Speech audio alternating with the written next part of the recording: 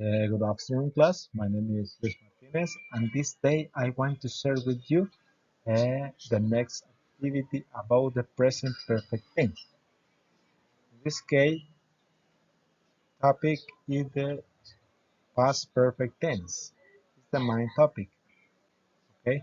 And our subtopic are affirmative, negative, and interrogative sentence. Affirmative, negative, and interrogative sentence. This planning is to teach a class of approximately 50 minutes. 50 minutes. Okay, let's see the next slide. Well, to start the class, we have the introduction. This should last an estimate time of 5 to 10 minutes. Okay, in this case, we shall use 5 minutes. Let's start by revising the concept of a perfect tense briefly. Explain that today's focus will be on how to form affirmative, negative, and interrogative sentence in past perfect tense. Okay, continuing with the development of the class, we have the next slide. At this point in the class, we will have 10 minutes and begin with the affirmative sentence. Explain the structure using auxiliary verb had. Affirmative sentence, we use the auxiliary had plus past participle. In this case, the verb is in past participle. Provide examples and guide the student through forming affirmative sentence in past perfect tense. You can use visual aids such as a slide or the whiteboard to illustrate the structure. Remember that. Now, the teacher moved on to the negative sentence. Explain the addition of not after the auxiliary verb had to form the negative sentence in past perfect tense. Provided examples and guide the student through forming negative sentences. Encourage them to identify the placement of not in different sentences.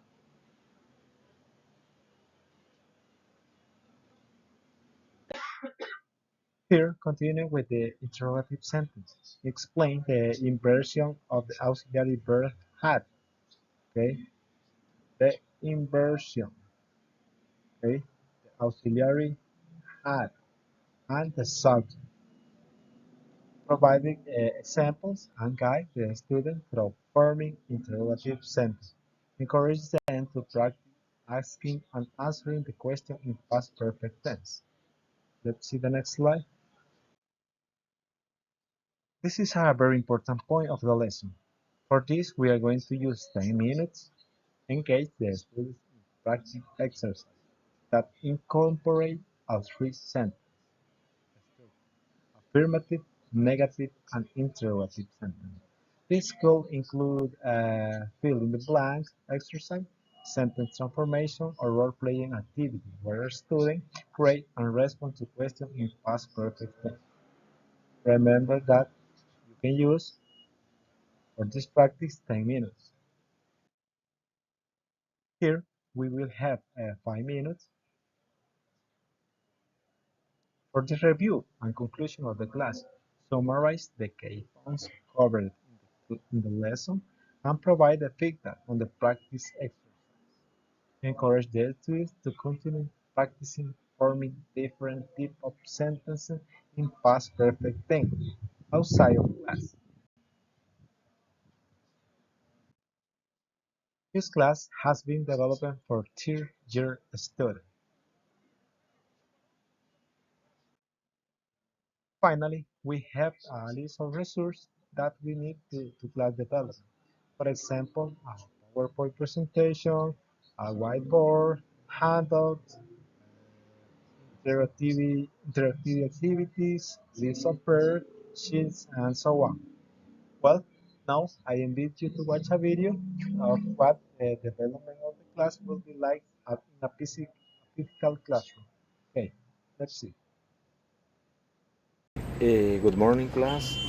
My name is Luis Martinez, and I will be your teacher for today's class. Today, we are going to start talking about the topic, the past perfect tense. And let's answer the following question. What is the past perfect tense? The past perfect tense is an English verb tense used for a complete activity in the past. This means that an action was complete before another action took place. For example, let's see on the board, I here represent a timeline. We can see that in the past perfect tense, the action starts in the past. In this case, had started music. This is the first complete activity, and then I arrived. This is the second activity in the past. Was complete before another action took place. Yes. Now we are going to see the structure of this verb tense. Let's see its structure. In this case, is subject plus auxiliary had plus verb past participle plus complement. And for this class, we are going to need a list of verbs for better understanding. Let's see on the verb. We have the three structures. In this case, affirmative, negative, and interrogative sentence. We are going to begin with the affirmative sentence. Uh, Remember that in the past perfect tense, the auxiliary had does not change for any pronoun. This means that we can use it, I, you, they, and we, as with he, she, and it at the same auxiliary had. Okay, let's observe. In this case, subject plus had plus verb past participle. Example, she had finished the test. Yeah. Now let's observe the difference between the affirmative and negative sentence. We only add the not after the had. Let's see. In the negative sentences, we begin the sentences subject plus had, not or hadn't plus verb past participle. She hadn't finished the test. Yes. You can say hadn't or had. In both cases, it's fine. Well, class. Now we have the interrogative sentence. In this case, we use exchange the auxiliary had and put at the beginning of the sentence. For example, had plus subject plus the verb past participle plus complement. Okay? Had she finished the test?